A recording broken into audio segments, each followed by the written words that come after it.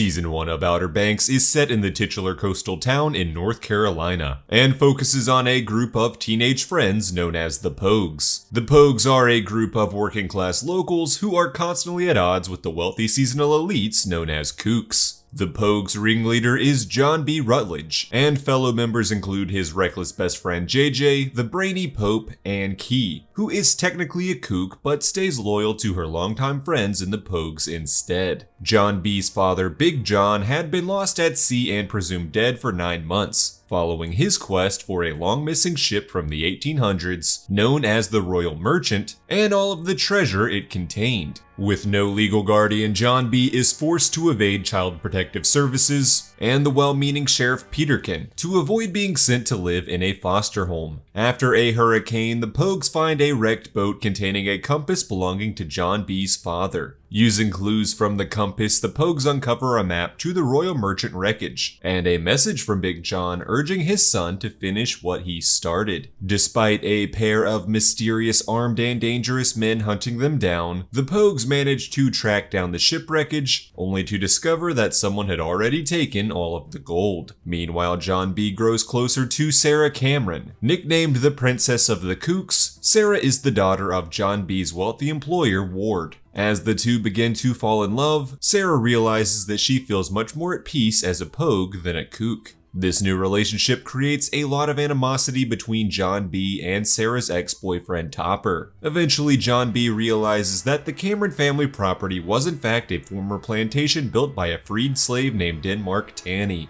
Denmark had been the sole survivor of the Royal Merchant wreckage and had escaped with the gold. John B and the Pogues managed to decipher a letter Denmark had written to his son before his death, revealing the location of the buried treasure. Unfortunately, Sarah's father Ward overhears his daughter's discovery and moves to steal the gold for himself. It turns out Ward had been a treasure hunting partner of Big John, only to betray and kill him. Ward has been desperate to find the Royal Merchant for years, and has aligned with many criminal organizations and corrupt cops like Deputy Shoop to achieve his goal. Ward then has his men capture the gold and orders them to fly it to his home in the Bahamas. John B tries to stop the plane with some help from Sheriff Peterkin, who has spent the last 9 months trying to find evidence linking Ward to Big John's death. Unfortunately, Ward's loyal drug addict son Rafe murders Peterkin to save his father. Ward then pins the sheriff's death on John B, forcing him to go on the run with Sarah. Not only are the police in pursuit, but so are the vengeful Topper and Rafe. As the police close in, Topper proves his true love and devotion to Sarah by helping her and John B escape. As the season comes to a close, John B flees with Sarah straight into a tropical storm. The two are presumed dead, with the Pogues mourning the loss of their friends. Fortunately, John B and Sarah actually survived and were rescued by a cargo ship headed for the Bahamas. In Season 2 of Outer Banks, the Pogues get a message from John B telling them that he was alive and well in the Bahamas. And so the Pogues devise a plan to exonerate him for Sheriff Peterkin's murder and expose Ward Cameron's villainous nature. They record Ward killing his pilot Gavin, who threatened to expose Rafe killing Peterkin, but unfortunately the video is destroyed. Fortunately, they manage to find the gun Rafe used to kill Peterkin, but then unknowingly deliver it to the corrupt interim sheriff, Shoop. Upon discovering that John B and Sarah are alive in the Bahamas, Ward and Rafe race to retrieve the gold and sell it off before the Pogues can get their hands on it. John B and Sarah team up with the cargo ship's Captain Terrence and his crewmate Cleo to steal the gold, but during their escape from the Camerons, Sarah is shot by her brother Rafe. This doesn't seem to bother the unhinged Rafe, who confesses to his father that he wanted to kill his traitorous sister for good. As John B takes Sarah to a surgeon to save her life, Terrence and Cleo escape with the gold. Upon Sarah's recovery, she and John B learn from Cleo that Ward and the Bahamian police have stolen back the gold and seemingly killed Terrence. As John B and Sarah return to the Outer Banks to reunite with the other Pogues, they also get fake married to prove their love for each other. Meanwhile, Pope meets a wealthy stranger named Carla Limbry, a woman whose ancestors have a dark connection to Denmark Tanny and the Royal Merchant. Carla has also been searching for the Royal Merchant wreckage for many years, and had been double-crossed by Ward Cameron. Carla has obtained a tape of Ward's pilot Gavin confessing that it was Rafe that killed Peterkin, but wouldn't use it to exonerate John B unless the Pogues helped her retrieve a key belonging to Denmark Tanny. Carla believed Pope's family had the key in their possession, as it's revealed that Pope is in fact a descendant of Denmark Tanny. This key supposedly led to another treasure in the Cross of Santo Domingo. Carla believes that a magical shroud stored inside the cross could cure her of a disease that is rapidly killing her. And to be even more sure that the Pogues would cooperate, she kidnaps Pope and holds him hostage. The Pogues rescue Pope and flee, but now they have to worry about Carla, Ward, Rafe, and the police all hunting them down. As the police catch up to the Pogues, John B surrenders himself and is arrested. As Ward bribes an inmate to murder John B, the other Pogues try everything they can to free him. Sarah tries to get the help of her younger sister Wheezy to incriminate Rafe, but Rafe catches her and tries to murder her. Fortunately, Topper arrives and rescues his former love. Meanwhile, Pope and Key find the mysterious Tanny key in the hopes of using it to exonerate John B. But it's actually the formerly corrupt Shoop who saves the day, using Rafe's fingerprints on the gun to exonerate John B and apprehend the true killer. With John B saved, the Pogues turn their attention to bringing down Ward. They swap a fake Tanny key to Carla Limbry for her tape of Gavin, which implicates Ward. After turning this tape over to the police, the authorities issue a warrant for Ward's arrest. Not wanting to go to prison, Ward flees on his boat and blows it up, seemingly killing himself. Following this, the police receive a taped confession, where Ward takes responsibility for the deaths of Big John, Gavin, and Sheriff Peterkin, exonerating Rafe. John B is relieved by Ward's death, fracturing his relationship with the grieving Sarah.